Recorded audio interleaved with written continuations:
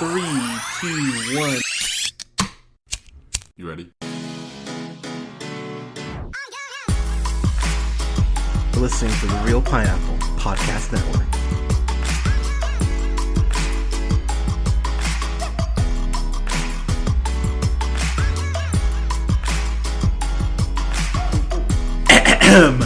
Good evening, everybody. Thank you so much for listening. This is The Real Pineapple. This is your humble host, Hunter, Triple H, as it were. And I am joined by podcaster, streamer, frequent contributor to The Real Pineapple. You can check him out on SoundCloud as a co-host on the Fly with KJ and OJ. New episodes weekly. OJ, welcome, sir. Hello. How you doing, man? I'm alright. Yeah, man. So we'll just get this out of the way now. Spider-Man will be the number one movie again this next week because rightfully so. Yeah, because nothing comes like that movie with the guy from Silicon Valley and Batista comes out. That's not being Spider-Man like that. Like it should be number 2 though. Yeah. Oh no, it will be number 2, and I hope that's good. We'll have a review for that this weekend. But Spider-Man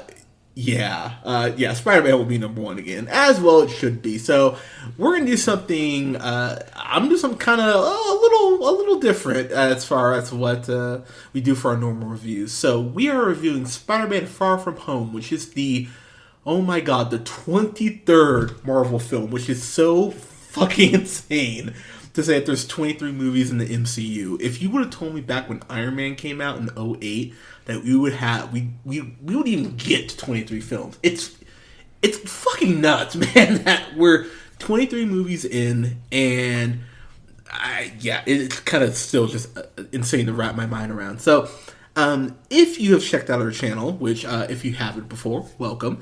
I recently posted a review of the Spider-Man 3. I have not reviewed The Amazing Spider-Man. That will be up here this weekend. But The Amazing Spider-Man, I went through and I watched every single Spider-Man movie over the course of about a week and a half. So I watched Spider-Man, Spider-Man 2, Spider-Man 3, Amazing Spider-Man, and Amazing Spider-Man 2.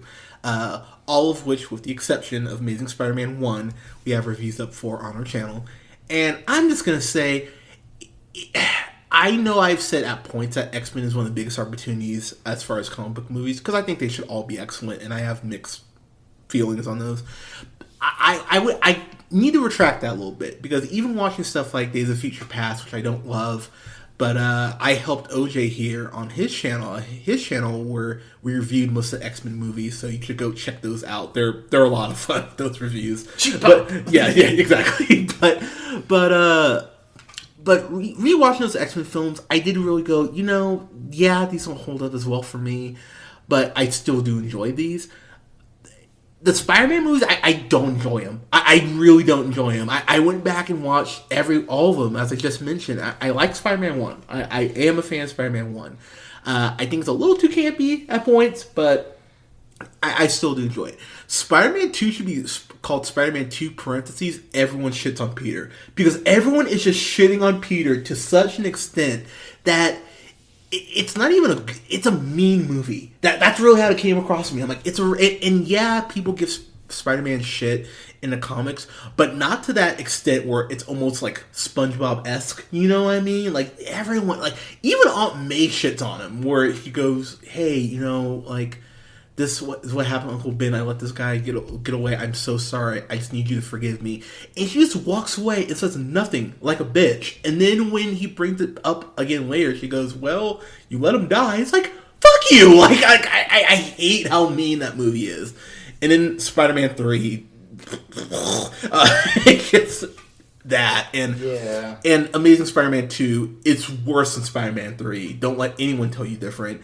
And then even Amazing Spider-Man 1, Peter's like this emo asshole. He's not even Peter Parker. Like, people want to talk about Eisenberg being a bad Lex Luthor. I think Andrew Garfield's a worse Spider-Man in that movie. Like, that's not his fault, then. No, it is not his fault. But for what was written for him, it's horrible. It's so horrible. And that suit, people kind of like talk shit about the Homecoming suit because he made it from scratch. It's a fucking hoodie, But that Amazing Spider-Man, that suit he uses, It's horrible. It is so goddamn ghastly. It should be a Pokemon. It is horrible. I fucking hate that costume. The fact he has sunglass lenses as the eyes, I was like, fuck you, really? Like, this is what works for a Spider. I hate that. I hate that movie, man. Like, the more I watched it, I was like, oh god, I forgot how much the only time I got a little bit of emotion is when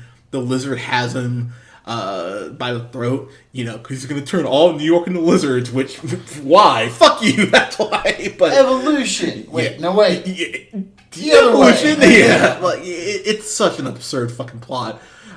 But when he has him by the throat, it's like, poor Peter Parker, no uncle, no father, no one to help you. I was like, damn, okay. I was like, damn, lizard, okay, it's a little harsh, but I actually appreciated that. I was like, alright, that gave me a little emotion, but I think that movie is just, I think it's fucking terrible. Like, just rewatching it, I was like, oh man, like, I thought I liked this more, but this sucks. So I've been begging for a good Spider-Man. It's a good Spider-Man movie again. And then we got Homecoming, which I maintain is probably top 6 solo MCU films for me. Like, I love Tom Holland because he looks like he's like he's a teenager. Michael Keaton, man, I'm just so happy he's keeping up this career resurgence, man. He was a great Vulture. Yep. You got a little bit of Tony Stark, just a little dash. It's a little more than a dash, in my opinion. You think so? Dude, I think he got like 15 minutes of screen time. Yeah. Do you think that's too much? I do. Okay. I say cut that down to like me. I mean, I kind of side with my podcast partner on this. The more the movie ages, like any Stark was a bit too much Stark. Just because, I really wanted Peter to stand on his own. Okay.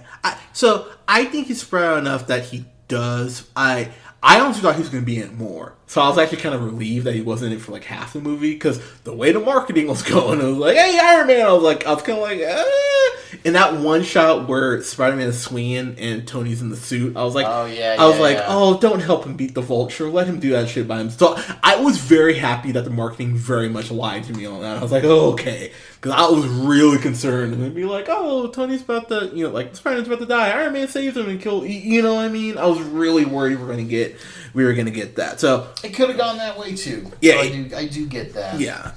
So loved Homecoming. That was absolutely great. Critically just adored by everyone, and many people did say it's the best live-action Spider-Man film that's been made. It is. Scene with Peter and Toombs in the car.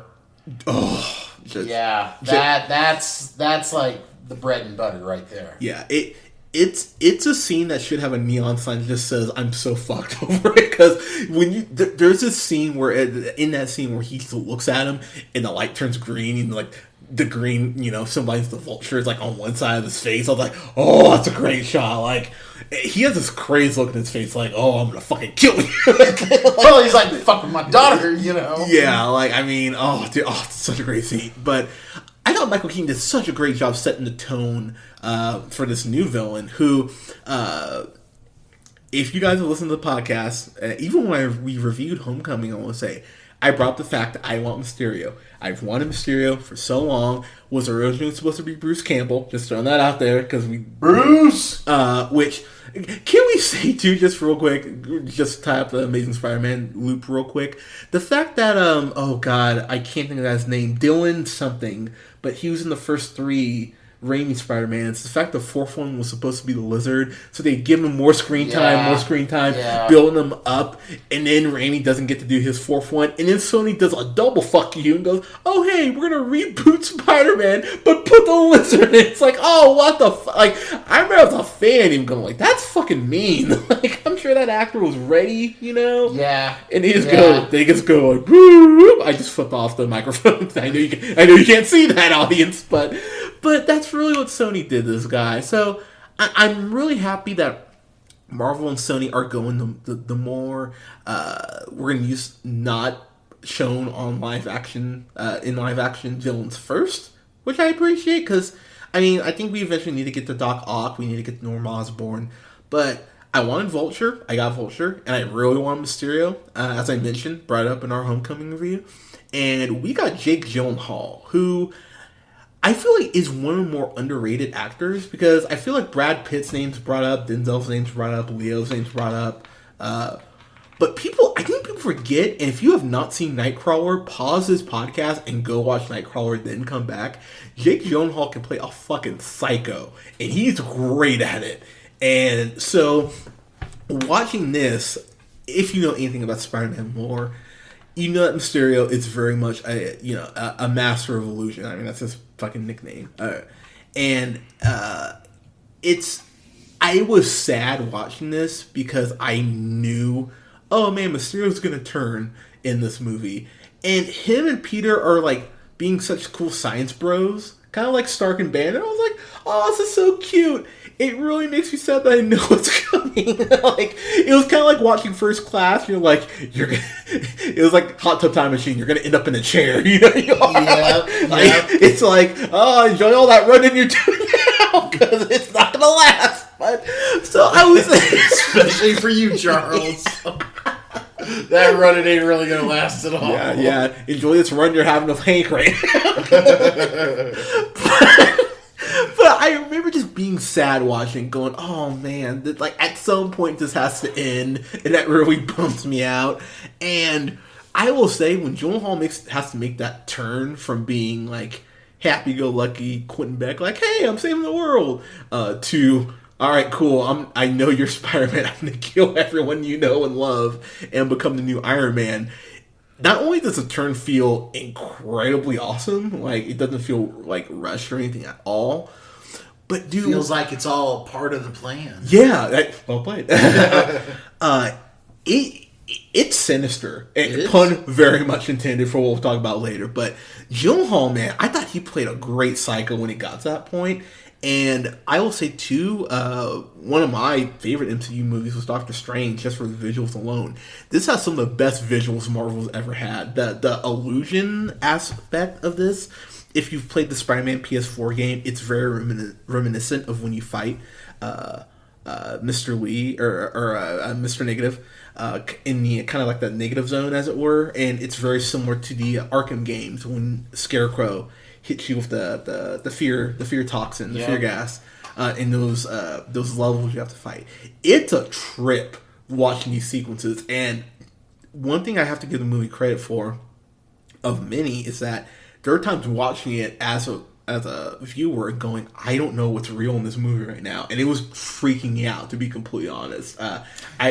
I had a couple daiquiris, so I was kind of like, I was like, Megan, stop! Hit him already! But I thought it was just, the sequences were amazing.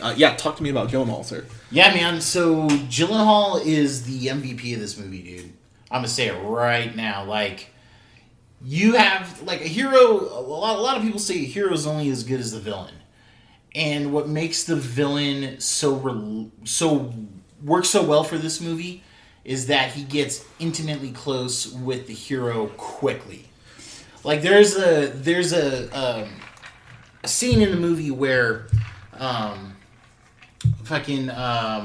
god, who am I thinking of now? Fucking Samuel L. God. Oh, Nick Fury. Thank you. God, I can't believe I couldn't get the name out. It's all right. So there's a scene where Nick Fury takes Spider-Man to basically meet Mysterio for the first time. Yeah.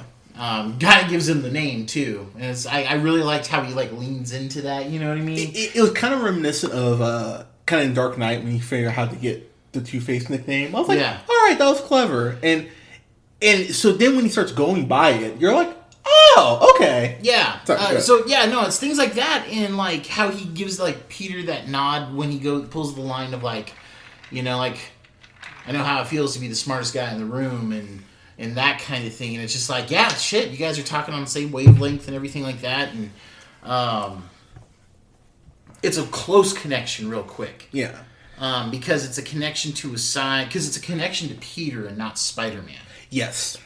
Does that make sense? No, that's a brilliant point. And to kind of piggyback off that, this takes place after Endgame, and while I do love Thanos because I think Thanos is just a dick. Like his logic is so fucking flawed. You're kind of like, oh, like fuck you, dude. Mysterio is added to the list of people who just got boned by Tony Stark, and I'll be honest, like some people were talking to me about it, it's like, is this a theme in the comics? Yes it is. Like Tony Stark's bones. Not just women. He bones a lot of dudes out of ideas, out of property, out of fucking agencies. Really, I mean, he really like the Robert Downey Jr. Iron Man character. It's very much like kind of taking Billy Baxter from Shazam from New 52. They really made him less of a dick because he's way more of a dick in the comics. And, and you know, read Civil War alone, he's a dick. Oh, the way he treats Spider-Man in that movie. Good. I did not read an Iron Man comic for 5 years after that. I believe it. Like I was like, fuck this dude. I'm like, you just made, and we'll get there too. But it was so frustrating at points. She was like, Tony, like keep your dick in your pants. Like stop being stupid.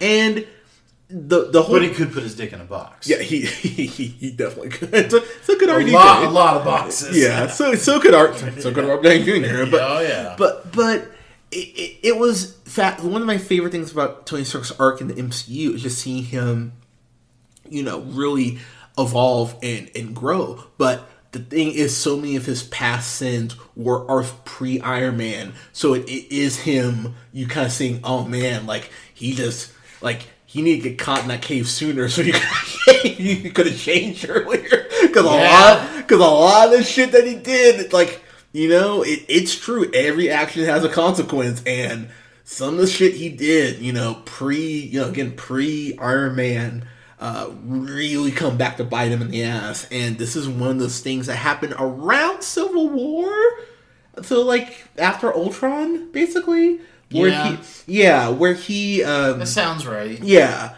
where he created the whole BARF is the acronym, and basically it was a way for him to deal with his guilty conscience. I mean, if you want to just boil it down to brass tacks, I mean that's exactly what it was. And you come to find out that Mysterio's technology, the holograms he uses, were his holograms were the floor for what BARF ended up being. And so Jake Gyllenhaal's Quentin Beck, rightfully so, not super thrilled about it. And it this is what I love about this. One of the main things, as I mentioned, I love about this movie. It is very much a tie to the Vulture in the sense of, yeah, the Vulture is a villain, but you get why he's so pissed off because, you know, Avengers caused all this damage, and then Stark forms damage control and profits off the damage that he. And I know people want to talk about Cap or whatever. No, it is Iron. Even it's Iron Man, it's Hulk. They're right there of how much damage they cause because Cap is more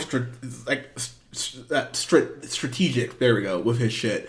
And Thor even is kind of a brute. But Iron Man just shooting repulsor beams and like the upside of buildings. You know, people are having tea and shit. And they're like, hey, like keep it down. You know, and Hulk smashing throwing cars to Hulk smashing Scarlet Witch. Yeah, Black Widow. Yeah, but they're causing so much damage, and so with the whole BARF thing and that being taken from him, you get why Quentin Beck is pissed off. Where the divide comes between him and Vulture is, yeah, Vulture kind of wanted to kill Spider-Man, but even like he crushed him under a building. He didn't like stab him with his talons and throw him below. You know what I mean? Like he's kind of like, all right, like I hope this kills you, but if it doesn't, whatever.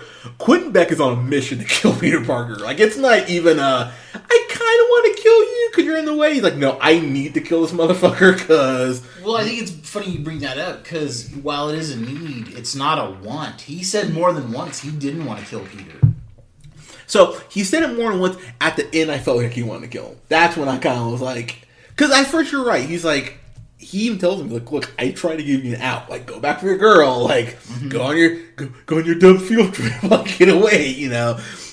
But by the end of the movie, and he sees him gliding down, I remember he even says, he like looks at the ceiling like, like this fucker again. He's like, I'm killing myself. Like, fuck it. I was like, oh, well, that's unfortunate for you. So right, but I mean, like, but at first though, it's like an escalation bit. Yeah, you know? but it does show off one of the things, even in the Marvel Encyclopedia, it says one of Spider-Man's powers is his perseverance, and he is so fucking perseverant in this, and it made me go, this is why I love Spider-Man, because this is about him just wanting to go on vacation with his nerdy class and talk to Mary Jane, not smoke it, but talk to Mary Jane and just chill. He just wants to have a cool vacation. There's a point where Aunt May, played by Marissa Tomei, who like how she goes, "Hey, are you gonna take the suit?" And he's just like, "No, like I just want to chill."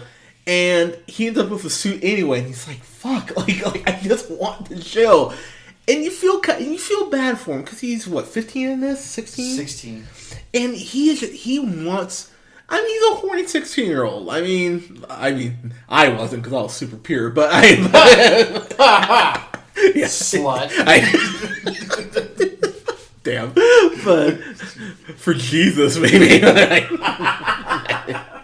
I was 16-year-old me, but anyway, but you feel bad for him because he really doesn't want this right now. And I think something, and we do need to talk about this, Iron Man does loom large over this movie. And I think the reason for me, and we disagree on this, but I think the reason for me he didn't loom big enough to distract me from it is because, even before Iron Man was Iron Man, Stark Industries was a brand. So everywhere he's going, he's seeing something that kind of reminds him of Tony, where it's like a painting or like a video tribute. The movie opens with a brilliant video tribute to Tony Stark. Not just Tony though. For everyone. Oh yeah, for everyone we've lost. That's true. Yeah, because I mean, what was it? Vision. Captain America was shown. Yeah. Oh my gosh. Scarlett Johansson. Yeah. Yeah. It was really funny though, like because it's those two kids who do the morning announcements. Yeah, and I don't know who those kids are, but they are hilarious. Like I would watch a variety show of those kids. They were funny. And the Getty Images thing on one of the pictures that made me think of work. I know. I was like, oh god, yeah. KJ and I were like, content. Yeah, exactly. Not that any of you know what that is. Yeah, we work at a call center. We deal with Getty Images a lot, but it really made me laugh. Because it's like, it's acknowledging what happened in game, but it's kind of poking fun at it too. And I was like, all right, like that works. But Iron Man doesn't loom large over this. I think if there hadn't been a precedent set for it in the Avengers, like after they save the world and you see people, with handmade shields and all that, I think if that precedent hadn't been set, this would come across as awkward. Seeing Iron Man just kind of everywhere, I'd be like, all right. But him being an established brand and them kind of establishing that people would fanboy out like this, it did make me go like, okay, this makes sense. And I think what's so important too is that Peter, because in Homecoming, I think you could make the argument that he had some help from Stark. He had a lot of help from Stark in the first time around. This movie is more about him stepping out from Iron Man's shadow, and the movie even kind of asks who's going to be the next Iron Man, which I will admit, I came across a little meta for me. Like, who's going to be the next one? Is it Black Panther? Is it Captain Marvel? Is it Spider-Man? Like, so I remember I kind of tilted my head. I was like, huh, okay, yeah, who was the next Iron Man? And honestly, dude, after this, I think it's Spider-Man. I really think it's Spider-Man for where they end this.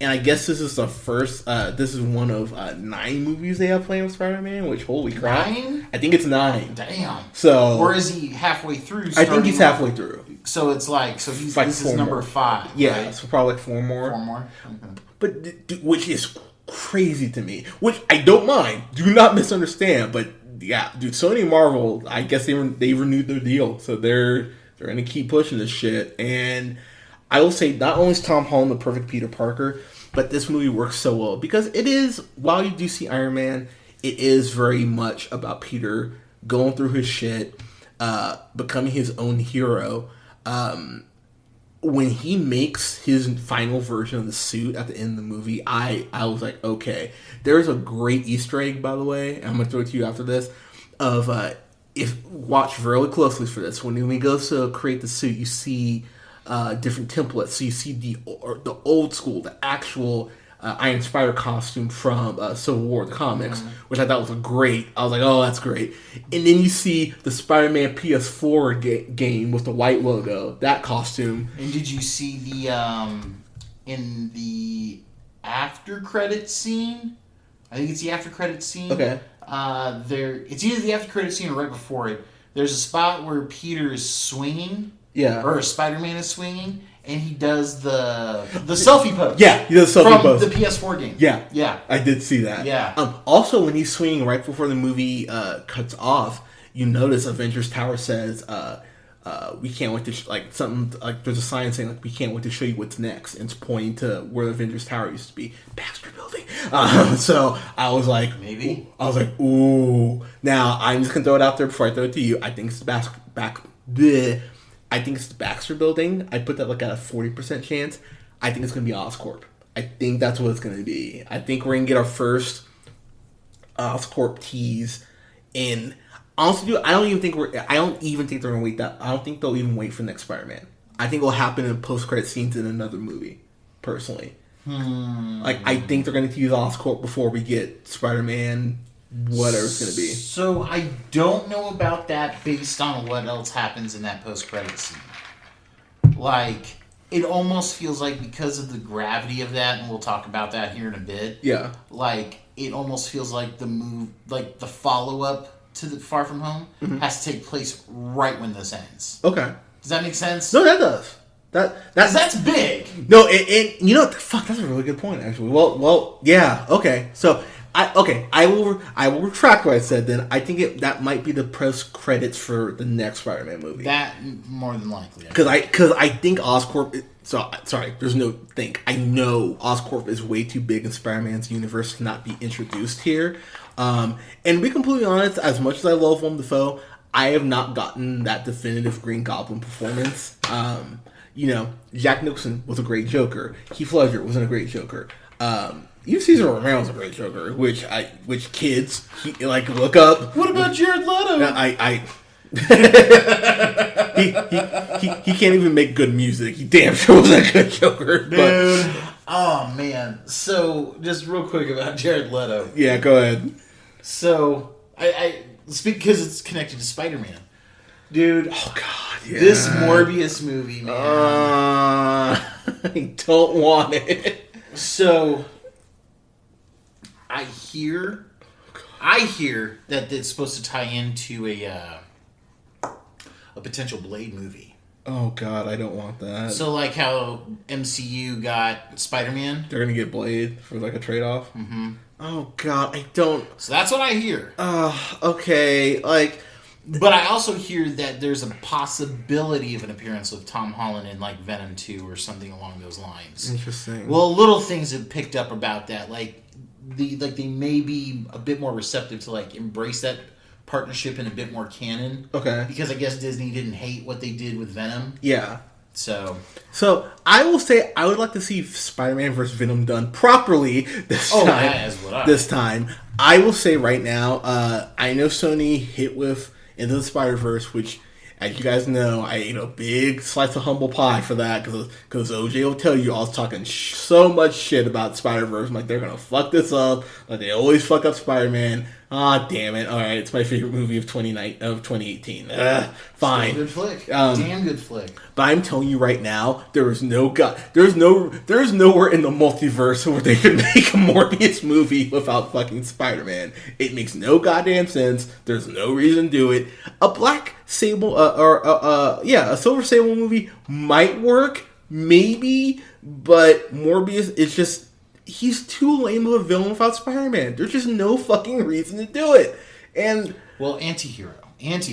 Whatever. That's the position he put Venom in. Yeah, yes, but Venom as at least okay. If you told people to name off 5 Spider-Man villains, they would think of Venom easily, each time. Right. No one would think of Morbius. Fair enough. At all. So No, there's just no reason to do it. And Jared Leto, I'm sorry that you fucked up Joker last time. Just, I don't want... Stay away from anything close to Marvel. I don't want you... No, Jared Leto. You're not... Like, I know, Dallas Buyers Club, he wins an Oscar. Good for you. So did Halle Berry. She didn't deserve hers, and neither do you. Like, oh my god. I'm sorry, what? She got naked on film. Does Jenna Jameson have an Oscar? No, she doesn't. She has the Oscars of porn. You know which means more than Halle Berry's Oscar. Because she did not... Dude, I don't care what anyone says. She did not deserve that Oscar for Monsters Ball. I'm going to tell you right now. Can someone name a piece of dialogue that she had in that movie? Something about moaning with Billy Bob. Yeah. No. Get off Google. You gotta remember. God, I hate that movie. I really hate Monster Ball. I'm not a fan of it either. Like, I just remember when she won the Oscar. I was like, all right, Denzel at least deserved his because she should have won for other movies. But Halle Berry, I was like, why? Like, and I like Halle Berry, but Oscar winner Halle Berry. Oscar winner Halle Berry. It was like when Sandra Bullock went for The Blind Side. I was like, really? I was like, God, yeah. It was like I can have a pet black person too. Right? Like what does Angelina Jolie have? No, actually, I think she does. Actually, best supporting. She has a few. Yeah, best supporting, right for Gia. Oh, I thought you meant a pet black person. No, wow. Look how many kids she's adopted, man. Good for those kids, man. I mean, absolutely good for those kids. And I hear, like, Brad Pitt and that one boy are, like, doing better than they were. Okay, that's good. Like, like, at least, like, they're having as close, like, normal lives there. But, I mean, she adopted a group of kids, man. She did. Oh, dude, she's got enough money. She can afford it. Oh, absolutely. It's still a group of kids. Yeah, true. And I would just say, too, I remember when people were getting mad at me for talking about The Blind Side like that. I'm like, no, it's about Sandra Bullock and her husband picking up this pet black kid on the side of the road. He doesn't know how to talk. He's pretty much one of the Junkyard Gang. And he doesn't fucking talk. He's a big guy who can play football. And instead of letting him go to one of the schools he wants to go to, they go, hey, go to the school where we have all of our friends because we raised you for a year, so you owe us. It's like, really? And by the way, they would just adopt this pet black kid, and they've got their gorgeous white daughter who's right next door, and no one went, maybe we should give him the room, I don't know, downstairs, maybe? Not the room next door? Not to be that guy, but come on. Like, really? No one went, this might be an awkward situation. They might want to fuck. Who knows? But, sorry. Did they? Because I never saw that. No, they they don't. But I remember when she won that. The only good thing about that Oscar is that she gives that speech talking about how much she loves Jesse James, and he's sitting there in the audience like, I cheated on you. like he's like, eek. Like I remember that. He just has this look of guilt on his face, like someone. Because didn't that bombshell drop? Like pun intended, because that was that chick's nickname. Yeah, like 3 days later. Yeah, I was like, ooh, that's rough. But yeah, Jesse James, not talented either. But I usually like Sandra Bullock, Jesse James. So Sandra Bullock's sister used to, I don't know if she still does or not, own a cookie little bakery up in Vermont. And I used to live in Vermont. And the day that the bakery opened, Sandra worked there for the day, helping her sister out. Oh, that's cool. Yeah, like at the register and shit. Yeah. All right, that's legit. Like, that's the thing. I thought she was good in the movie, but Oscar winner, like, come on. Like Oscar Wiener. Yeah. Well, she also won a Razzie for All About Steve the same weekend. That's right. Which, if you have not seen All About Steve, it is horrible. I have never had the pleasure. Oh, we'll have to watch it sometime. You'll get 20 minutes in and be like, I don't want to watch this anymore. But you know what I do want to watch more of? Spider-Man Far From Home. There you go. Good job getting us back on track. As we go off this random Sandra Bullock rant. But so I know you weren't a fan of how much of Iron Man was in the movie. So if you want to kind of break that down a little bit. So it kind of boils down to just how can I miss you if you won't go away? No, I mean really, because it's the murals, it's the jet, it's the fucking AI name. It's just that I kind of just beat you over the head with it a bit. So, like, I mean, the tribute at the beginning I thought was fantastic. Yeah. The use of the jet works really well for the story. Yeah. Like, those are the times to mention Tony. Okay. You know what I mean? So like, did you not like the AI kind of joke? So I do. No, it's funny. Yeah. But it's just kind of like adds to the heap of like, okay, guys, we get it. Okay. If you, I mean, you could put, man, like, him calling it, I don't know. Edith, right? And that's the other thing, too. I don't know if Tony would have done that. Now, here's why. Okay. Now, hear me out. Yeah. Tony Stark, while he may have contemplated death as something that happens, Yeah. I don't think he contemplated him dying. Like, I don't think he could accept that. Okay, I disagree specifically because of that scene in Endgame where he has the hologram like message that he left for. That's at the end, though. No, that's at the end. But the only reason I say that is because, and I think especially with, and I'm gonna kind of pull it back here. I think after that fight with Thanos, even if it's past Tony, I think that there would have been like whatever version of Tony would have gone. You know what? After that fight with Thanos, my goose was kind of damn near cooked. I might need to have a contingency plan here in place. I wouldn't be surprised if the night he figured out that the time travel trial had worked, that he went ahead and recorded something that night. That's kind of my thought. But sorry, go ahead. Okay, and that may be. But to me, it comes off a little bit extra pretentious when it doesn't need to be. Okay. I mean, granted, it's funny. I mean, Edith, even dead, I'm the hero. Yeah. Yeah. Which is fucking hilarious. Yeah.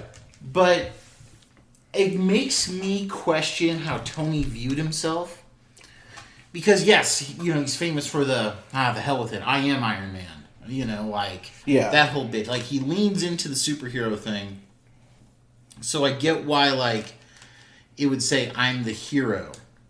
But the thing is, I don't think it would ever be, I'm the hero.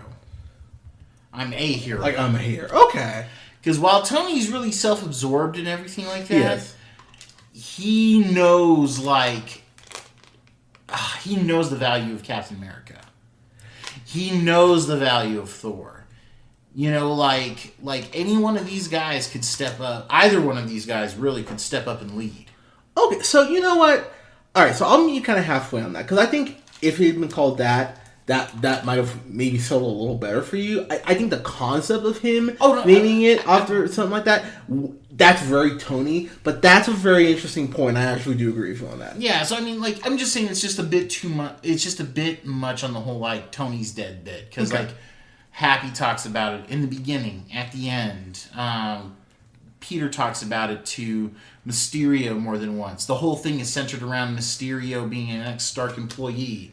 It's the Tony jet that gets the new tech. It's the Tony fucking everything, man. Like, the little moments there. Like, Happy is like, oh, I'm going to try to channel Tony back. I'm going to crank on some Led Zeppelin. I mean, AC/DC. Yeah. So that's one of my favorite jokes in the movie. Same. There's a point where Happy picks up Happy picks up Peter, and I thought that was actually a really well done scene between the two of them. I think people forget Jon Favreau is a pretty damn good actor. Yep. And the whole MCU. I mean, there's a reason he's a producer on a lot of these movies. I mean, without Iron Man, we're not here right now. Which again, guys, Happy Hogan directed Iron Man 1. Yes. Remember that. Yes. Also was a writer on that. Yep. But Favreau's a really damn great actor and did the best live action adaptation of these Disney cartoons in The Lion King. I thought The Lion King was fucking wonderful. But you saw that already? I mean Jungle Book. Sorry. I was like, that comes out in a couple weeks. Holy shit! Was there a preview I didn't know? My bad. No, you're good. You're good. Yeah, Jungle Book. I thought it was fucking amazing. I did too. Favreau's a great actor, and he has this scene with Peter, and kind of goes, look, man, like I don't think Tony would have done what he did without knowing that you would be here. And I went, you know what? Yeah, that's actually a really interesting point. And Favreau's kind of playing the mystical Negro, as it were, in this scene, kind of going like, "Hey, I'm gonna kind of guide you here." But I appreciate that scene because Happy was quite a dick to Peter in the first Homecoming. I was kind of like, "All right, Happy, ease up a little bit." Quite a bit of a dick. Yeah, and watching this, I was kind of sitting there, I'm like, you know what? Yeah, you were kind of a prick to him first time around. Like, really treating him like a kid. But after, he saved your bacon, you're like, oh, okay, you're kind of okay. Also, he wants to bang Aunt May, which, you know what? Who can blame him? Because Marissa Tomei, that woman, she's got to be in her 50s. Yeah. And that is one critique I do have. Go ahead. So they acknowledge in the beginning of the movie that the snap, the blip is what they call it. Yeah. About the snap and the unsnap. 5 years pass, right? Yes. I think this was a wasted opportunity to age May up a little bit to get what we get, or to get what we know closer to comic book May. I'm not talking about make her withered and old and fucking have you seen my dentures? That kind of nonsense. I'm talking just a couple, some extra gray hairs in the hair, maybe a line or two in her face, nothing crazy. But I think it would also add some wisdom to her, or some perceived wisdom. She is 54. Damn. Oh my God. Good for her. Yeah. Wow. Man, I remember when I saw her in The Wrestler. Oh, dude. I remember I had my pipe in my hand. I dropped it. I was like, oh my God. She's stunning. And she is. And damn good actress. Dude, and you don't get a lot of it here, but the chemistry between her and Peter, she clearly loves him, which again is something I never felt in the other movies. I was like, she really does love him. Yep. And they have this really cute moment where they don't say it's the feast shelter. I wish they would have. That would have made me go Spider-Man game. But they go all right, thanks for helping. She's like, oh yeah, by the way, you look really stiff out there. And she's giving him shit because he was really stiff out there. And pardon me, that's actually one of my favorite scenes in the movie is where he's at this shelter, this food shelter, giving away this check, and everyone kind of starts going how do you feel about Iron Man being gone? Da da da. And it kind of he kind of has a panic attack, and I was like, oh damn, I wanted to give him a hug. I was like, oh dude, I'm sorry. And this is why for me Mysterio is one of the most evil villains. He's right. Him and Killmonger they're in a tie for probably one of my favorite villains in the last 5 years. Reason being is that Quentin Beck knows what happened to Iron Man, and he's taking advantage of Peter at his weakest moment. And the way he does it, it's so cruel. It's not even him just being a villain. It's a cruel thing to do. And Peter confides in him about look, dude, I don't know if I can do this. And he told him, hey, I'm always here to talk to you about this superhero shit.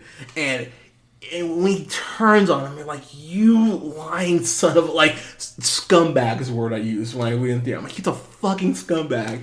And the fact I felt this much anger to fucking Mysterio, who is a dick in the comics, but I was just sitting there, I was in my seat just I would hit you right now if I could pick on this kid. I never felt that anger for Vulture because he is a different villain. Mysterio needs to be more devious because that how he is in the comics. Yep. Read his first run with Daredevil. It's fucking awesome if you haven't read that. But Mysterio's he's so evil in this, and the way he really throws these illusions at Peter once they start fighting, and Peter understands that he gave Edith.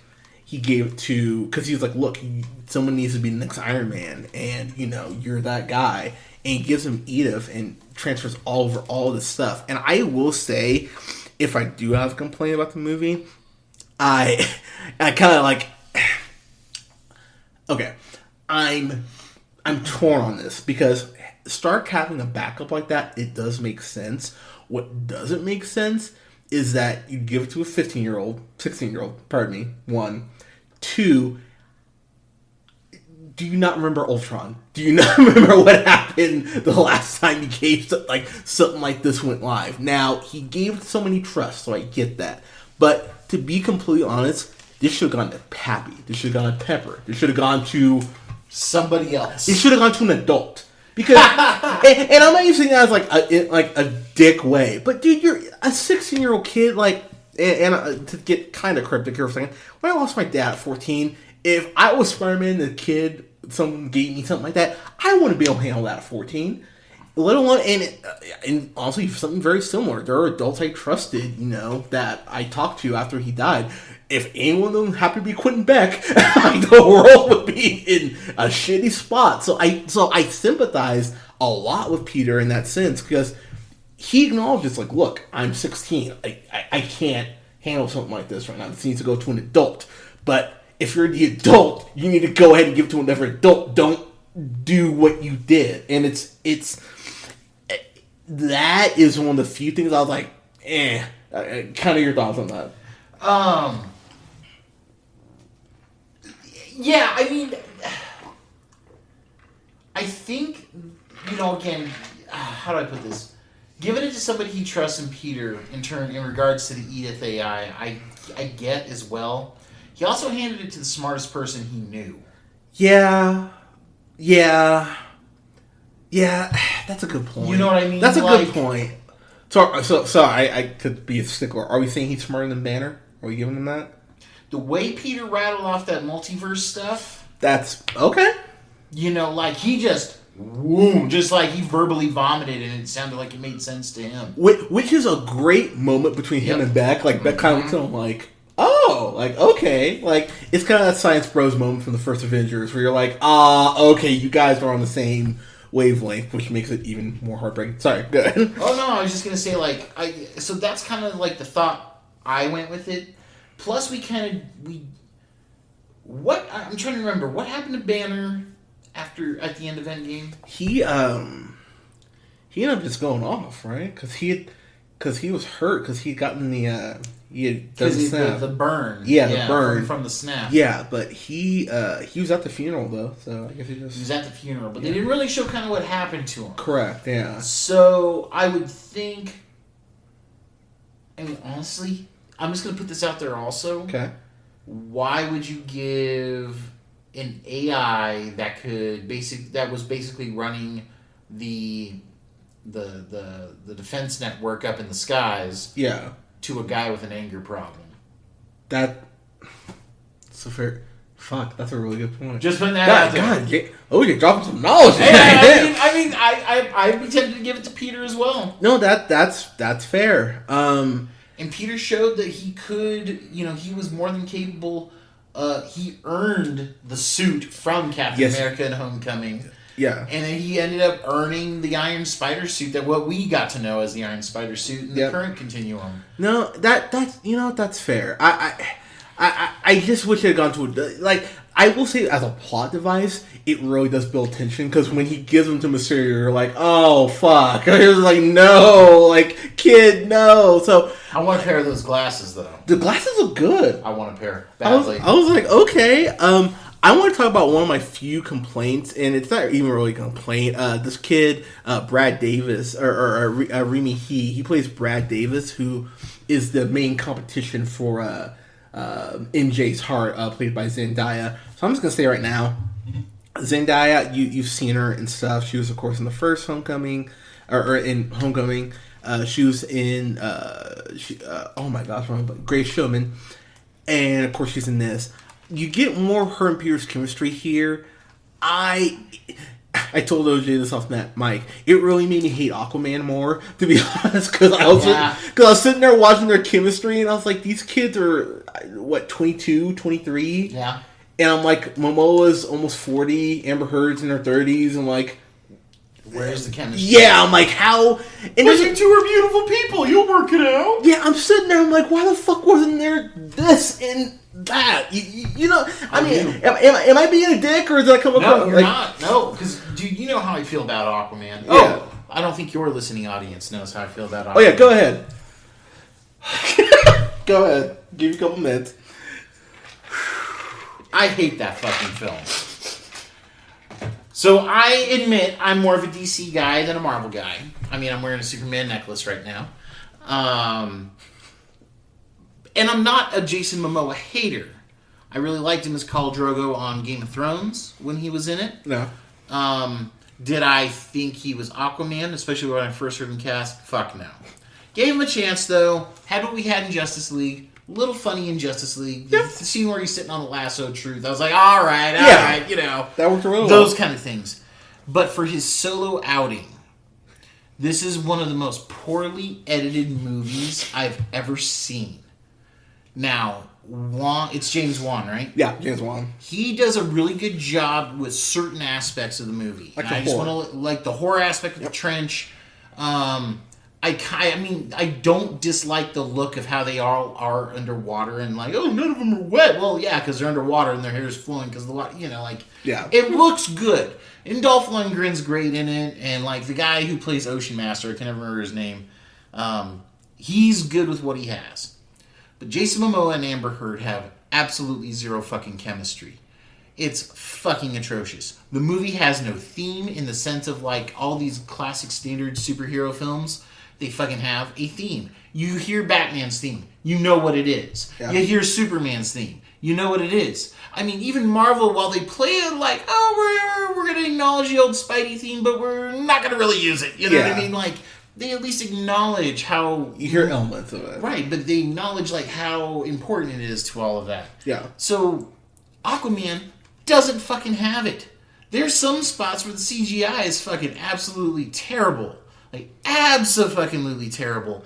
And the fact that it doesn't know if it's an adventure film, horror film, rom-com, or insert something else here bothers the ever-living piss out of me. I was bored from start to finish. Nicole Kidman phoned it home. Fucking Jango Fett, I would not have even cast him. I thought Aquaman's dad was shit. He was fucking terrible. And to wrap up, just super briefly so we can get on to this, I am disappointed that it made $1 billion and Man of Steel didn't.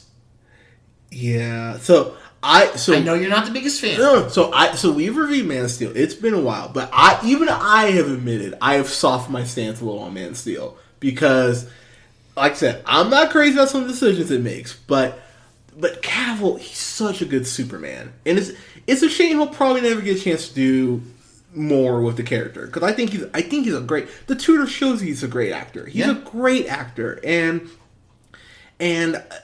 again, it has the Superman theme that Hans Zimmer did. Yeah. God damn, I give him all the credit in the world because that theme for Superman. And this has enough of the old school theme like influence, but for like quote modernized unquote. Yep. I love that new theme. It's got one of my favorite superhero trailers ever. That second one, where they show Krypton and all that. And the last shot is Superman's cape. Yeah, in the vault. I was like, oh my god! Like I remember that trailer. I was like, whoo, goosebumps. Okay, so I give DC props on that. Like, but I mean, I think I give it a C+ version. I give it a B-. Like I enjoy the hell out of that. Like it's a damn good movie. It just. It loses me a little bit. But sorry. No, you're good, man. I just wanted to connect all of what you said back to Aquaman because that is what Aquaman fucking needed. Yeah. And it is, on your scale, I give it a D+. Damn. Okay, so I said Nicole Kidman phoned it home, and I don't think Jason Momoa was that good in it. Okay. Didn't know whether to be a badass or charming. Okay. The scene where Aquaman reunites with his mother. It's a sweet scene. Yep. That's the only props I give to the film. So if you guys remember, I gave it a C+. Oh, and I'm sorry. One last thing. Good. I've never been so disappointed in Willem Dafoe in all my life. Oh, dude, the line where he goes, "He is risen." Yeah. Okay, that's bad. That's bad. I will give. Yeah, dude, like come the fuck on, man. But anyway, okay. So that's Aquaman. All right. Yeah, I will say it did. Just to wrap up here, I did get one of the hardest laughs ever of last year when Patrick Wilson goes, "Don't call me that, call me Ocean Master." OJ will tell you, I laughed so hard I didn't even try. I was like, "Oh my god!" I was like, did you hear me laugh once during that movie? Yeah, no, yeah, I did. I laughed so hard at that part that I was like, brilliant. Because I remember you told me, like, because we went and watched it with a bunch of people. Yeah. And you were like, OJ's not laughing. He's not making any noises. Does he even like it? And I'm like, this is dog shit. Oh man. Yeah, and then I went off the handle on your guys' review. Which, if you have not listened to their Aquaman review, I'm fun on there, so I highly recommend. 3 sheets to the wind, as it were. Yeah, so go listen to that. It's fun, but their chemistry, to go back to Farmham here, their chemistry really does carry this, and so when they absolutely. So when they do go ahead and get together at the end, you're like, oh my god, that's so cool. Which is why it's so heartbreaking when you get to the end credits. Because two things that make this movie even better for me with the mid-credits scene. First off, I could never understand why Mary Jane or Gwen Stacy in the Amazing Spider-Man movies, why they weren't freaking out when he was web swinging. I thought that was a great aspect. I was like, why are you not screaming your fucking head off right now? Like, dude, elevator shakes and I go like,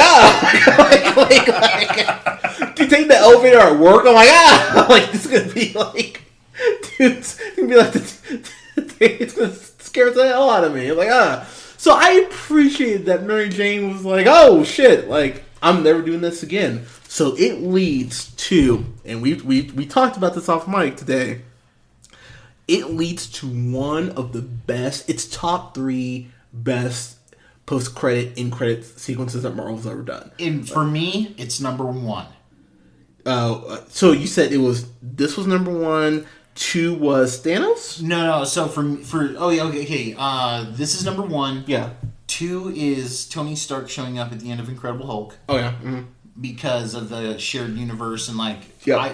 Again, this is before Marvel Studios was actually a thing, and you had all those companies. Yeah. I was like, oh, they're all going to work together to make this fucking Avengers thing. Yeah. So that and then Thanos. Okay, fair enough. So for me, it'd probably go this scene. Honestly, man, I love that Black Panther mid-credit scene where he gives that speech at the UN. That's a damn good one, man. That scene made me cry. I was like, oh my god. So that's my favorite scene in that movie. That's fair. That scene just that broke me. Love that second scene. Third one for me is fourth would be Thanos at the end of Avengers, but third one is the end of Iron Man where Nick Fury shows up. 'Cause I remember he stepped out of the shadows, so I was like, holy shit, it's Samuel L. Jackson's Nick Fury. And I was sitting there, I'm like, why is he here? And he drops the words in Avengers Initiative, and I jumped out of my seat. I went, yes! And everyone around me was like, the fuck is this black guy like? Like, did your loan get approved? But I was like, random black joke. But I wish you could have seen OJ's face during my son. He was like, "Oh, damn!" But I know, thank you. But I remember that moment me going, "Oh my god, we're gonna get an Avengers movie now. We've got four of them now, which is crazy." But this scene not only changes the MCU, it changes Spider-Man's trajectory so much. It's a straight fucking skew, man. Yeah, and it does something that we've never seen, because if you've read Spider-Man comic, which I hope you have, the Daily Bugle is one of his greatest foes ever, because they just constantly make him look like an asshole, even when he's saving people. And J. Jonah Jameson just he has a bigger heart on for Spider-Man than Bill O'Reilly has for interns. He's just insane. Fox News did, but I'm proud of myself. But yeah, but he hates Spider-Man so much. And if you watch the old Fox cartoon, you realize he hates him maybe even more than he does in the comics in that cartoon. Like he just wants him in jail and handcuffs, unmasked. He cannot stand him. And if you played the Spider-Man PS4 game, what I love about the show is, or about the game, is that they modernize the Daily Bugle, as it were, and he gets a radio show similar to someone like Al Jones. Rush Limbaugh. Yeah, Rush Limbaugh. It's very much like a shock jock, like very much fan the flames of your fears, sort of. Sort of show. And so this movie, it ends with the mid credits scene is Peter with MJ putting her down after the swing. They went web swing. She goes, "Yeah, I'm never gonna do this again." And he goes, "Oh, I'll see you. I'll see you later." He jumped up to this flagpole, and you get a breaking news bulletin. It's the middle of Times Square. It shows some news program going, "Hey, this video was shared with us anonymously, and it was shared by the Daily Bugle." And it cuts to it's so crazy. If you look up the InfoWars, like an InfoWars video, which you shouldn't, but if you look up an image of it, that's fine. The image won't hurt. Or just best of Alex Jones. Yeah, just look up just to laugh and for context. Yeah. Also, the guy who said Sandy Hook was actors, so that shows. Yeah, he's a piece of crap. But thank God he got the end. Yeah, thank goodness. But you look at this video here, and it's J.K. Simmons himself, who's not played the character since what? 07. 07? Spider-Man 3, yeah. Yeah, like you see him as now. We talked about this off mic. OJ is a little disappointed he didn't have the hair. I think for it being 12 years, I'm like, I can accept that he doesn't have the flat top anymore.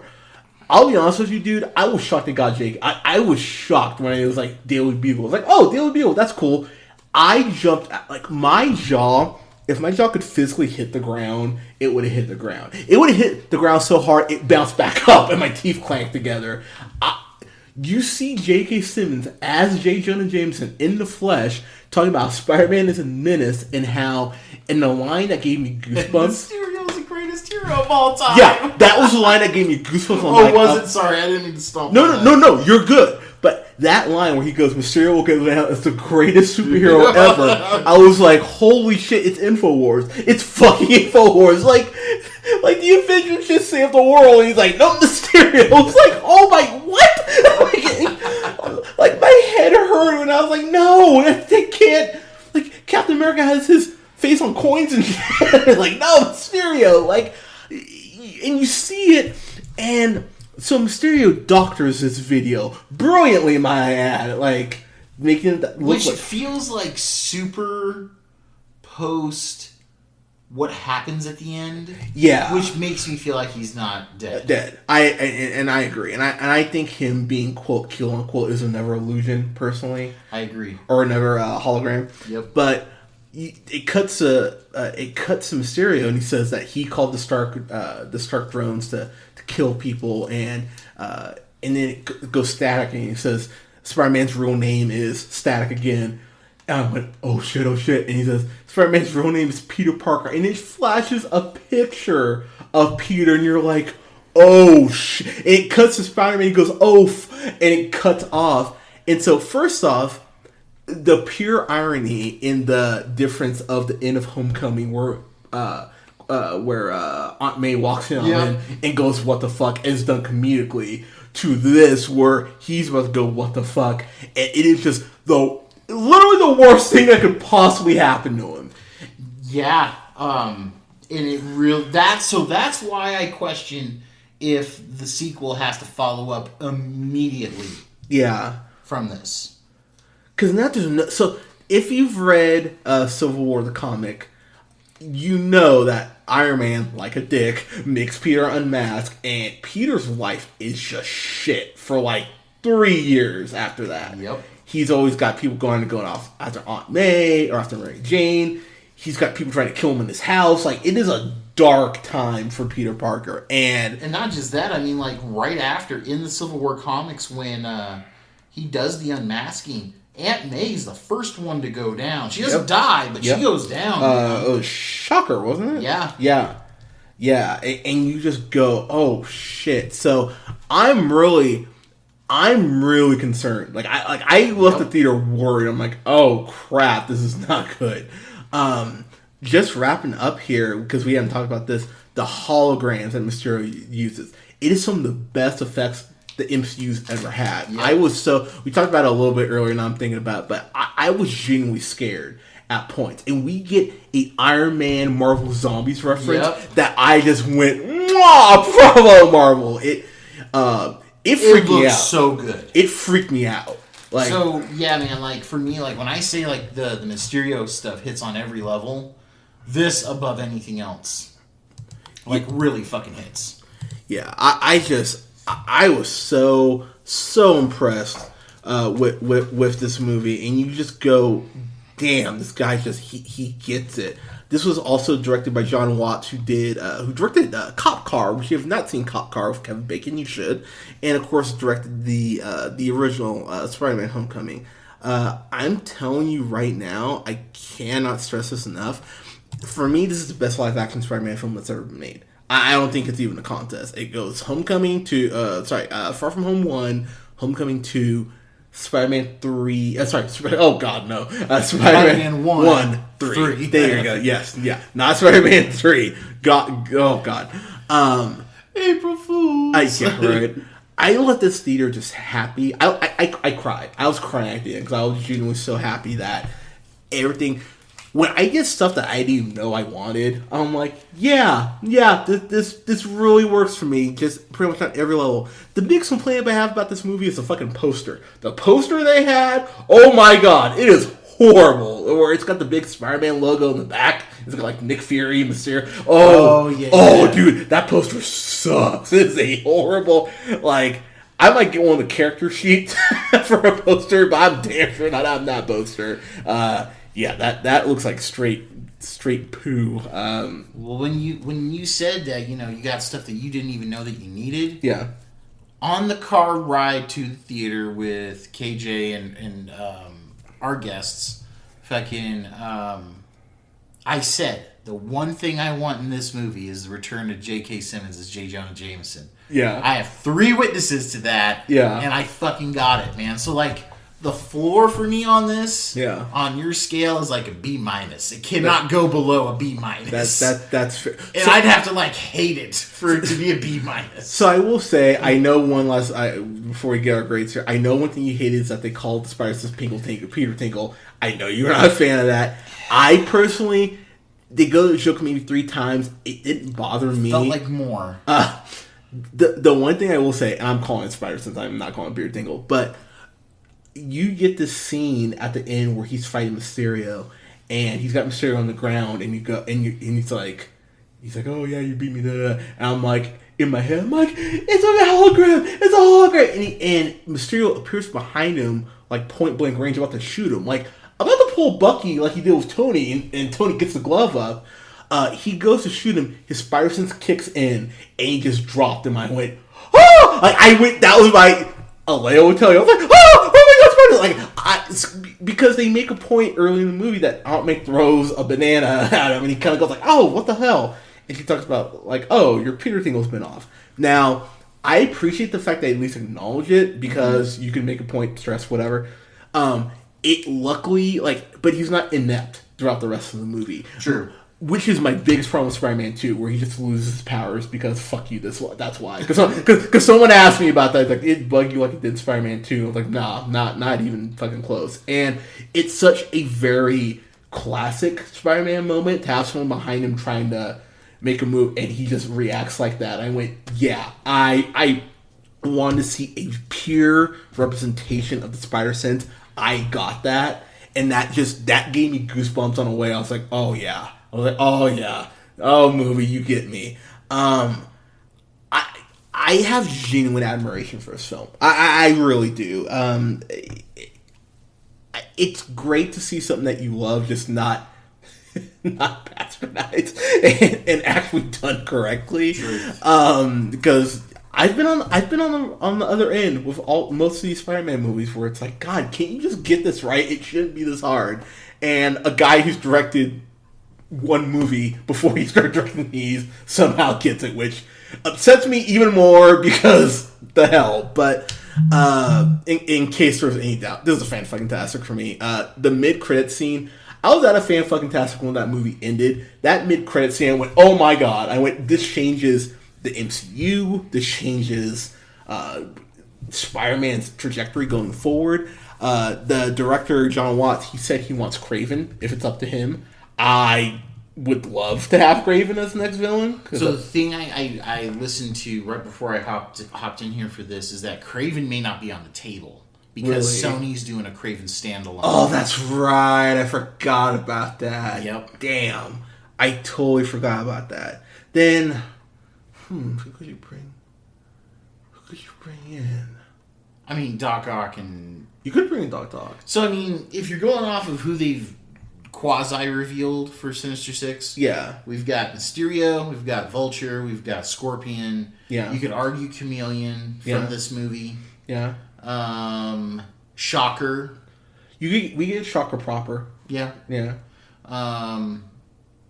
Because, I mean, we got a taste of it in Homecoming. Yeah. So you could argue that's 5. Yeah. And then all you need to do is introduce an Osborn or Ock character Yeah. to tie it all together. Or you introduce both and you don't count Chameleon. True. You could do that. I'll be honest, after watching the game, considering, and this is something that I think we need to discuss, do need to discuss somewhat, they show Aunt May working in the homeless shelter. I mean, do we get Mr. Native maybe at some point? Maybe. I mean, I would not mind that. And I will say, if they took exactly what they did in the game and tweaked it just a little, I would be, as a kid say, I'd be pleased as punch if that's the route they went. Because Mr. Negative in the comics, he has a very, kind of the theme they're going on, he has a very tragic background. Yeah, I'd actually be very curious to see how that would work. And you could kind of do the same thing here with kind of mind-bending sort of shit. You could do the whole thing that maybe Peter finds refuge there. I mean, you could, that's something you could kind of inject in. I will say, I would like to see Doc Ock, because he's kind of like Mr. Freeze. I just want to see him done correctly in live action. Like, I would like to see a more comic accurate Doc Ock.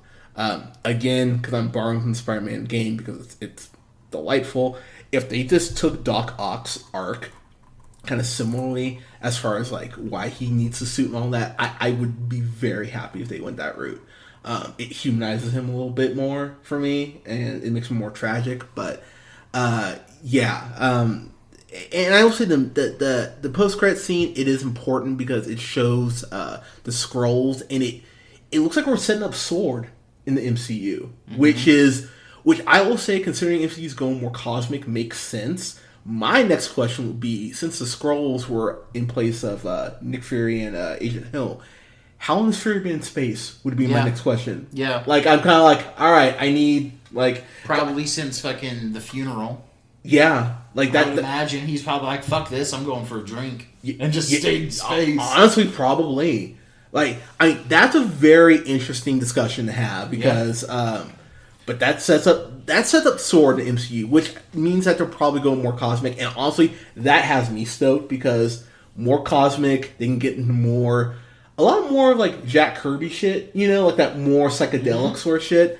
And there's so much precedence for Doctor Strange dealing with space and stuff like that. So Doctor Strange 2 could be even more of a mindfuck, which I'm totally down for. So, yeah, man, this movie, it's so brilliant. It really is a love letter to Spider-Man fans. Like, hey, sorry you got to suffer a little bit there, but we're starting to kind of right the ship.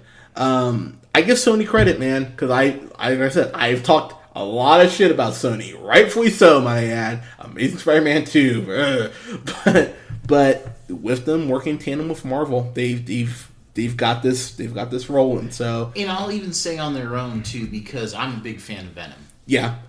No. So we reviewed Venom. I enjoy Venom. I'm real excited for Venom too. Please get Woody Harrelson a different hairpiece, for the love of God. But I enjoy it, and we were both a little worried kind of going into Venom. Yeah. And Venom works way better than it has any right to. Just make it a little brighter at the end too, so I can see the last fight. Do that, but it worked well enough. I mean, it made $800 and something like that $million. Yeah, it was good enough that I want to see a sequel, right? And that's what was kind of my gauge. You know what I mean? So, and that's a change for Sony, right? Yes, it is. And if Marvel embraces what Sony does a little bit more, man, like I would love to see Tom Hardy's Eddie Brock and Tom Holland's Spider-Man together. Dude, a Maximum Carnage movie. Mm-hmm. I would. Oh God, I just said that loud. I might just talk to myself. Yeah, I kind of want that now, but yeah. But this is fan-fucking-tastic. this is such a first day buy. It's not even funny. Like, the moment you can pre-order and there's a delivery date, I'm like, cool. Like, BestBuy.com, Steelbook, boom. Like, this is an immediate, not even questioning. By the way, Shazam comes out next week on Steelbook. Very excited to get that. All right. Alita Battle Angel comes out tomorrow. Is it tomorrow? Yep. Shit, I'm about to buy that. Damn it. Yep. That's what I'm buying this weekend. That's fair. Ooh. So, we have not reviewed that, so we'll have to review that. Yeah. If you'd like to sit on I'm that. down. Yeah. You'd have to bring in Cage. Yeah. Okay. That's a good movie. It's Yeah. a really good movie. It's my personal favorite of the year still. Yeah. Far From Home is number 2. That's fair. That is fair. I will say... But I'm more of an anime whore. So I will say I'm not an anime whore, but even while I do have some problems with it, I looked at the theater and I went, yeah, I want a sequel to that. Like, I was one of those things I went, yeah, I want to see more of this. Mm-hmm. The mocap is amazing in that movie. Like, it really almost hurts your head how good the mocap is when you see the girl actually doing the stuff. It's like, whoa. And Christoph Waltz is great. But, yeah, fan-fucking-tastic for me. I'm seeing this again tomorrow. So I saw this Saturday at 4:30. I'm seeing this again tomorrow at Cinemark at 7:45 after I get a nice, delicious burger. So, but yeah, go see this if you have not. You need to. You're missing out if you don't. OJ, final thoughts and grades, sir. So, just a couple things. Couple pluses that I didn't realize were going to be pluses. So Nick Fury felt off to me in this movie. But they showed me why. Because he was a fucking Skrull. Yeah. You know what I mean? So I was like, okay, all right. You know what I mean? Like, all right, yeah. Because I thought the same thing. I'm like, you're being a little aggressive here, Nick. Like, big time. Yeah. So I really appreciated, like, those little things. Jake Gyllenhaal, like, God, I would even be down for, like, Spidey Mysterio round 2.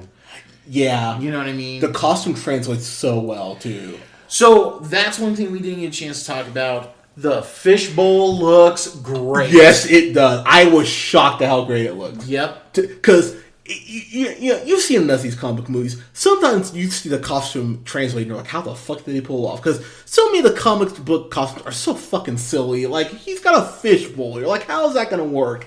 But it has that, like, retracting element like the Stark helmets have. Yep. And you're like, oh, that actually looks cool when it comes down and all that. So, yeah. And the color scheme is, just... And I like how the fishbowl kind of gets like filled up with like a cloudy gas as opposed to just being like a silver ball. Yeah, instead of being clear, it's like foggy. Yeah, it works really, really, really well. Jake Gyllenhaal said he loves the costume too. Like, he fucking loved it, wearing it in general. I was like, yeah, of course you do. Okay, I'm gonna butcher this lady's name. Anna Bidreka?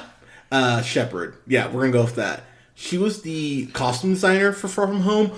Props. So much props. Yep. Just off Mysterio alone. And then the final costume that Spider-Man gets. Really cool looking. And the stealth suit. Looks great. The stealth suit, it looks better than I thought it would. Yeah. No, I agree. I was a little worried. But yeah, it was good. But yeah, the Mysterio especially, like, she should put that top of her resume. Oh, absolutely. Moving forward, because if you make that silly shit look good, then you can design fucking anything. Sorry, go ahead. No, you're good, man. I think so. I have some issues that I've stated. One other issue I just didn't get a chance to state that I want to real quick.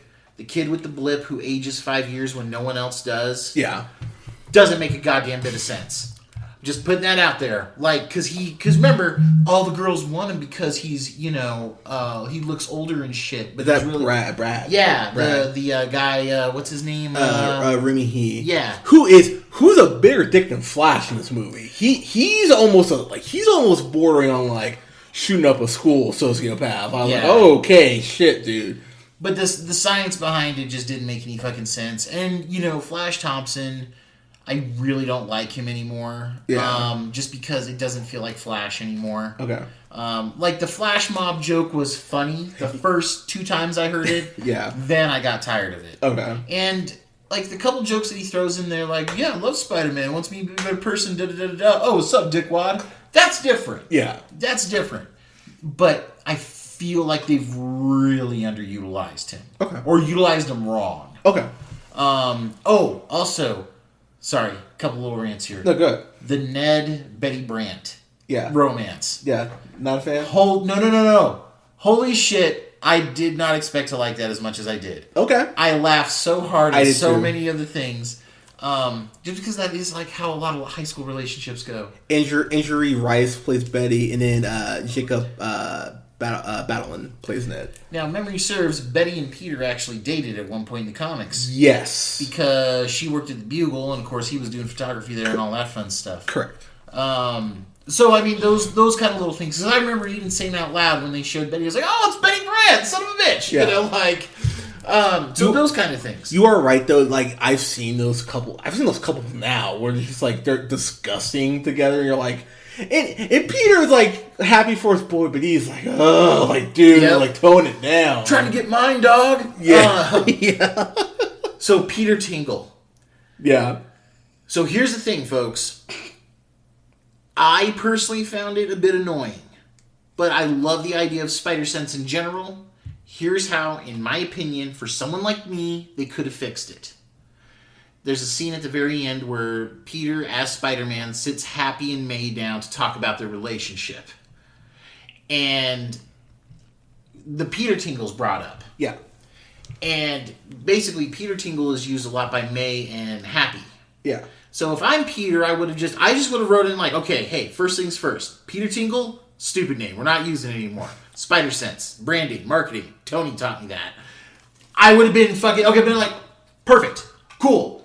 We had it for the movie. Yes, I found it a little bit annoying, but if this is how like it starts officially to be called Spider Sense, all for it. Yeah. So that could have, in my mind, just wrapped it up a little bit better. Okay. Because really, it's an annoying joke for me. Outside of it, Okay. that's just that. Okay. So,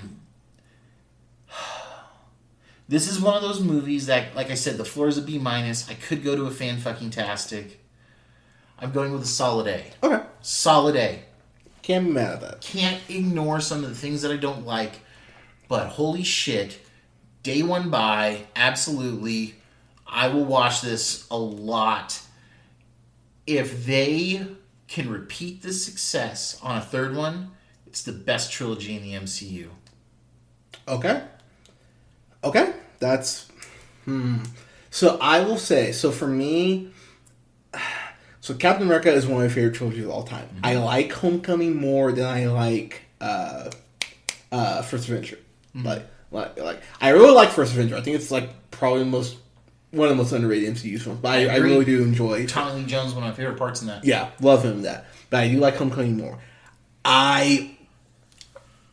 It's by like a fraction of a hair. I like this more than I like Winter Soldier.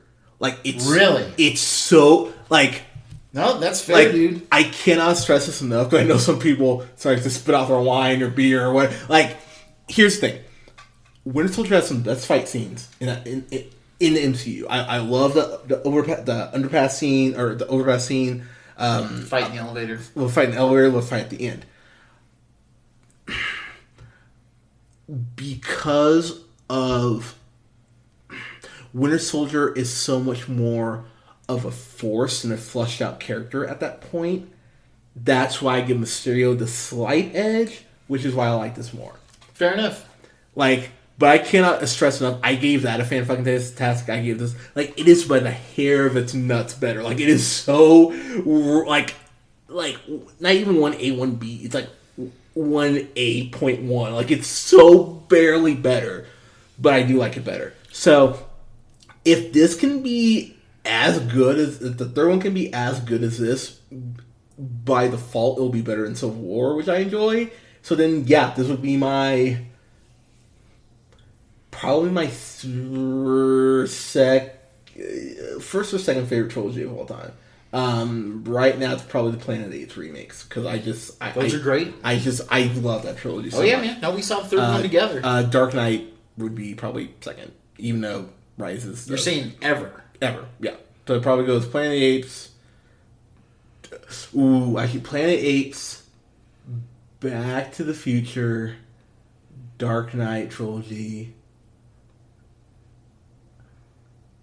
Yeah, that's where I'm probably at. So I would challenge you with. So my favorite trilogy of all time is Indiana Jones 1 through 3. Okay. I don't hate 4 as much as everybody else does, but that's another topic for another time. Yeah. I would go Indiana Jones trilogy first, original Star Wars trilogy second. Okay. Because I love it. I love A New Hope and Empire so much. Even in Return of the Jedi has some solid fucking moments. It does. It's just it does fall a little bit. It does. It's the stuff between Luke, Vader, and the Emperor that really carries it. It's the shit on Endor that it's got such a great opening sequence though. Mm-hmm. Like saving Leia, I love that sequence. Mm-hmm. Not just because she's in bikini, because rest in peace, Sir Carrie Fisher. Right. Yeah. But yeah, I do Indy, original Star Wars. For me, Star Trek's 2, 3, and 4. Okay. I love those as one composite unit. Yeah. Oh man, trilogies. I know it's really hard when you start thinking about it, because I think I like Lord of the Rings a little bit more than Captain America trilogy. So, because I'm not a fan, I'm not that much of a fan at all of Civil War. I know I'm putting that lightly. Yeah. But I love 1 and 2 so much. So I love all 3. I'm not a big fan of Third Lord of the Rings. It just didn't wrap. Two Towers I think is fucking brilliant. I've watched the extended edition like 7 times. Like that is one of my favorite. I love Two Towers. Like See, Fellowship for me. That's fair. The first 2 are great. It is just that third one where I just went, I get it.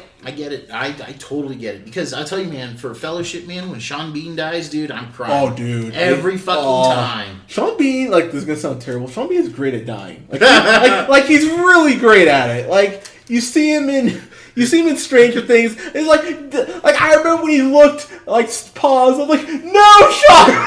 And you see that, the asshole Dim Dog. It's like, God damn it, Sean Bean can't catch a break. And you know what's funny about that, too? It's like, the day that Sean Bean actually dies, people are going to go, why doesn't somebody just yell cut? Dude, right? The problem is that Sean Bean's going to have to, like, ride a unicycle into a grave or something. Like, because he's died so spectacularly on screen for so many years, he's gonna have to do something insane for his actual death. Like, shoot him out of a cannon into the grave. Seriously, man. Like he'll end up like jumping from crocodile to crocodile like in a Donkey Kong game or something. Like, it's gonna have to be something that insane for him to. Weekend at Bernie's him down the aisle. Oh, dude. Okay. I would watch the shit out of that. But God, I do love Sean Bean though, man. As do I. He might have been my favorite part of season 2 of Stranger Things. I loved him in that season. I thought he was great. I was like, oh. Like, I knew he was gonna die. As soon as I started to like him, I was like, oh shit. I was like, you're gonna die, aren't you? I will get a full season with you, and of course I don't. But yeah, Wait, am I thinking of Sean? Wait, you're thinking of Sean Astin. I'm thinking of Sean Astin. That's right. I was like, wait, that's not right. Goonies never say die. Damn it. Okay. You know what's funny? That's one of my least favorite movies. I do not like the Goonies, which blows my mind, dude. I have because I know you love Stranger Things, man. Yeah, and that's such like. I know. It's such a love wink to it. Like, oh, hi, Goonies. No, wink. I know. And dude, I've tried watching it 5 times. I've tried so many times, and it makes me sad because I've had people go like, "You're an asshole." Like, I'm sorry. I was like, I've tried from every angle to try to watch the Goonies. I've tried once I tried once a couple years ago. I tried once when I was 18. I tried once when I was 10. I tried once when I was 14. And then I tried once when I was like 22. Like, I've tried it at multiple points in my life, and it has not hit. Now, to be fair, I think it took me like 3 or 4 times to watch The Matrix for it to really click for me to really enjoy it. So maybe 6 times a charm. Maybe like I'll watch it and it'll go like, oh yeah, this is great. Like, because I've had people tell me it's the exact same thing. Like, you like Stranger Things, you don't like the Goonies. Like, I get it. I know. Like, not totally, man. But it hasn't hit for me yet. So I will give it another shot. I will give it one more chance. But I've tried so hard. I think I own that one. Okay. I know I own Neverending Story. I do love Neverending Story. I would be willing to give Goonies another shot. I really would. I just it has not hit for me yet. But Fair enough, man. But you'd see Thanos and Samwise and fucking what's his name from Indiana Jones? Fucking Short Round. Oh, Short Round's in that? Yeah, dude. Oh shit. Okay. Yeah, Short Round is the little Asian kid who wants to be James Bond. Oh. Okay. He's got all these gadgets and shit, dude. Okay. Data is his name, dude. He's like one of my favorite parts, dude. Okay. Like I said, man, I'll give it another shot. I will give it another shot. And connection to the Matrix, Joe Pantoliano. Yeah. Joe Pants. Love him. He's in it. Okay. Yeah. All right. I will give it a shot. I will give it another shot. I'll give it one more shot. But, watch it with me, and I'll make sure you enjoy it. Cool. But guys, thank you so much for listening. If you haven't seen Far From Home, please go see Far From Home. It's really fucking great. Please go see it. Don't wait. Yeah, because someone will spoil that mid-credits scene for me, and I would be sad for you if that's ruined for you. And not just that, but like this is a theater experience. It really is. Our theater was clapping and cheering, and yeah, please go see us in the theater. Go see it in the theater. But guys, thank you so much for listening. OJ, sir, you have a great podcast that you co-host. That's all right. Yeah, can you please tell people where you can find that? Yeah, folks, you can catch me and my co-host KJ at our show is called On the Fly. You can find us at soundcloud.com/onthefly-KJOJ. You can follow us both communally on Twitter. We have a joint account at KJ and OJ spelled out. And of course, my Twitter is at the O to the J. And that's a O and not a 0. And that is a number 2 and not the word 2 spelled out. And you can also find me on Twitch. I do game streaming at twitch.tv/O to the J. And if you're lucky, I might randomly be on there because that does happen on occasion. It does. And we're going to do Ultimate Alliance at one point. Yeah, dude, Prime Day's coming up. I might get that controller. Yeah, because I need a second controller anyway. Yeah, so see, that's a perfect time. Yeah. So you'll be streaming Ultimate Alliance because those games are great. I really love both of those games, so I will play those with you. And as soon as I beat both, I will get the third one for the Switch. There you go. I will help you beat those games. I want to see. I'm really curious as to how that review is going to be for that. I'm gonna buy it anyway because I'm a Marvel whore, but I am curious because it's been a long time. They're dusting off a franchise. Yeah, man. So I mean, they had a Marvel Heroes Online, which I played a lot, and then they just stopped supporting that, which broke my heart. They're still supporting DC Universe online too. It's a still pretty popular MMO. Yeah. You know, I played it for a little bit. I'm like, all right, like it's a little clunky at first, but I'd be willing to give it another shot on PS4. I always want to play it on console. You know what I mean? I was just like, a lot of those aren't available on console because there's too many commands to put in. Yeah. So yeah. But yeah, it's available on PS4. I'm like, you know what? I might give that a shot. I might see what I can work with. That might be enough to get me to get PS Plus. I actually might. You should get PS Plus because you get free games every month. As long as you keep that membership going. Dude, I've gotten some great shit through there. Yeah. Oh, yeah, dude. So, thinking about it. But yeah, so we'll have to stream that.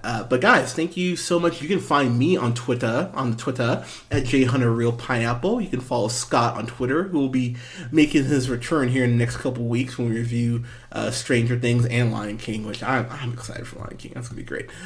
You can follow Scott on Twitter at Nearmanthefirst. You can follow Colin on Twitter at TheReelOneal. And you can find us on, deep breath, SoundCloud, Apple Podcasts, Google Podcasts, Podbean, and Spotify at The Real Pineapple. Guys, thank you so much for listening. We'll have a review up this weekend for... I'm going to review the lingering Spider-Man movie I did not want to review. I'll have a review up for The Amazing Spider-Man, which, go figure, it's the one Spider-Man film we have not reviewed yet, but... I'm gonna. That's amazing. God help you. I know, well played.